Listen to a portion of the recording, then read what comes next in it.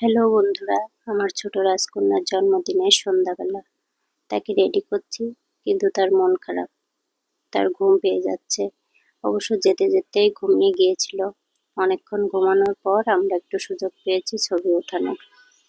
আর আমার বড় মেয়েটা তো সে খুব খুশি, কারণ বোনের জন্মদিন বলে কথা, অনেক দায়িত্ব তার উপর। এখানে আমার মা আর শাশুড়ি মা। সে তো ঘুম থেকে উঠে ফুল এনার্জি নিয়েই চলছে। সে কারো কোলে থাকবে না, কারো কাছেই যাবে না।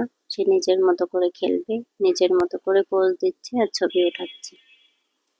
এই যে ফিকি ফিকি করে হাসছে আর দাঁত দুটো বের করে আছে।